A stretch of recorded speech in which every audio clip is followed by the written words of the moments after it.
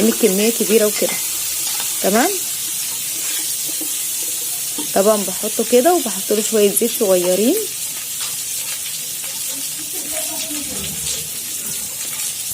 لازم طبعا بحط له زيت وكده عشان الدهن يسيح معايا بسرعه. شويه زيت صغيرين خالص يعني مش كتير، هو كده كده مجرد ما بنحط له الزيت الدهن بيسيح معانا بسرعه جدا، بس لو ما حطيناش زيت الدهن بيتحرق معانا وبيبوظ خالص. بصوا معايا طبعا الكبده بالشكل ده، دي الكبده البلدي حوالي 3 كيلو كبده، دي زي ما قلت لكم دي بتاعه العجل. بصوا مقطعينها طبعا قطع صغيره كده بالشكل دوت.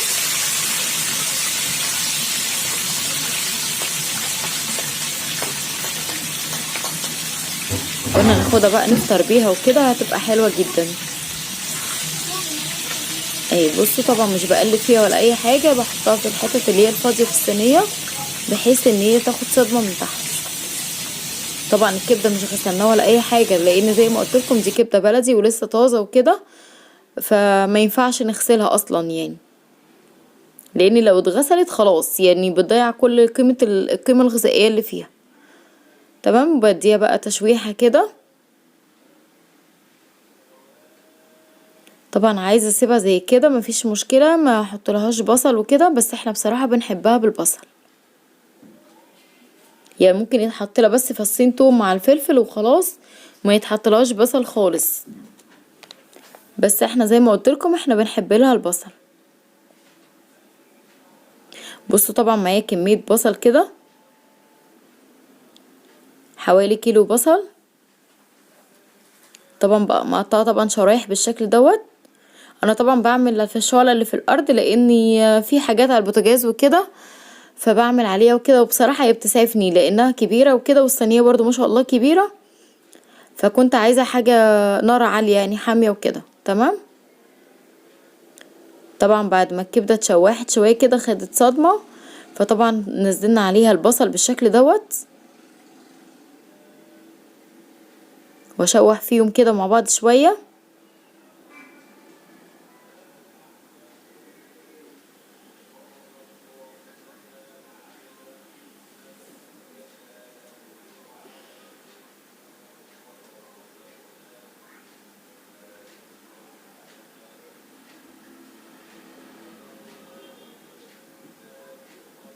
ومعايا معلقه ملح كبيره.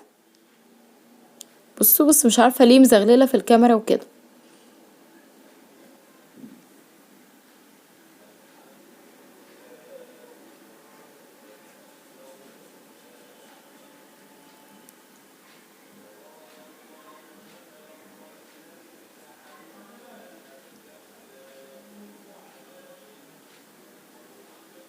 شوح الملح طبعا كده معاها كويس.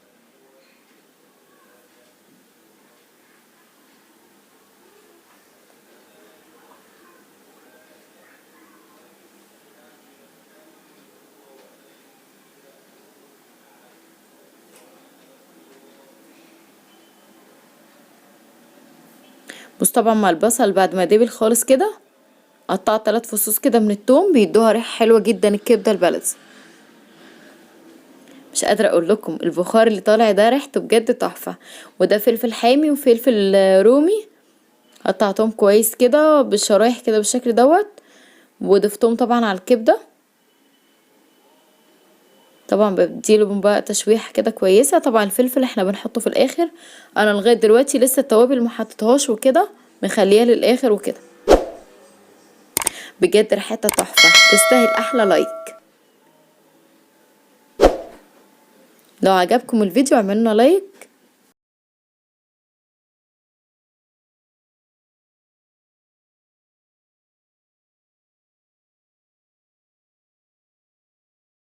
بصوا طبعا بفضل اشوح فيها كده كويس.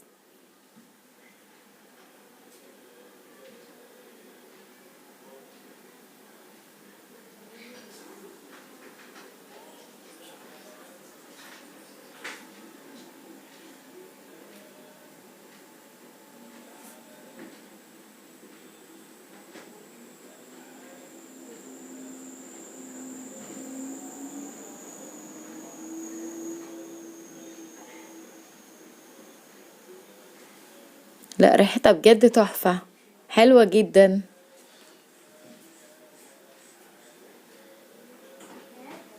الكبدة البلدي اصلا بيبقى لها طعم وريحة كده مميزة بصراحة.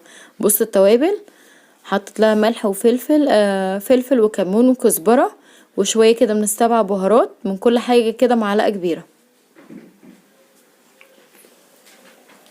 ممكن تحط لها رشة جوز الطيب برضو كده، تديها برضو طعم وريحة حلوة جدا.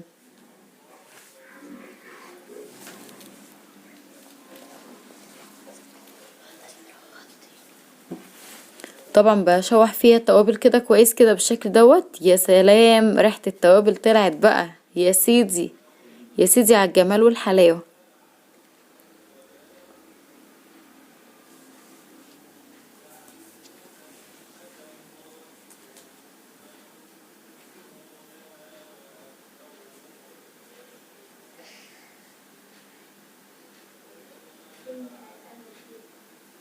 طبعا ما تستغربوش بقى تقولوا ده كمية الدهن كبيرة وكده، لا خالص. هي اصلا بتسيح وكده ما بتبقاش باينه اصلا، بتبقى مغطيه على الكبده وكده بجد، وبتديها طعم حلو جدا. احلى ما تعملوها بزيت بس او زبده بس. الدهن فعلا اللي هو بيبقى نازل من العجل دوت بيبقى حلو جدا.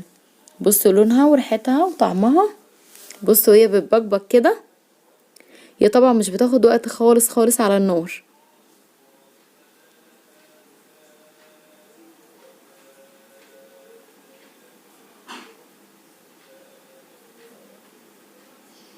اهو بصوا شايفين جمالها وحلاوتها، بصوا بجد تحفه.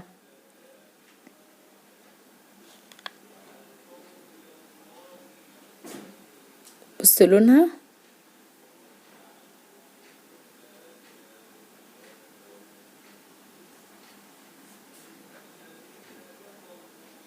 الله الله الله.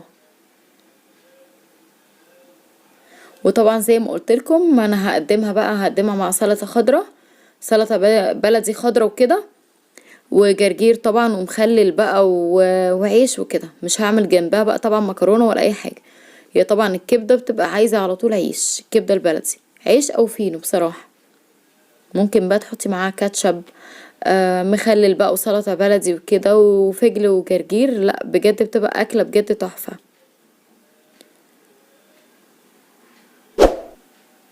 لو عجبكم الفيديو اعملوا لنا لايك وشير وسبسكرايب للقناه.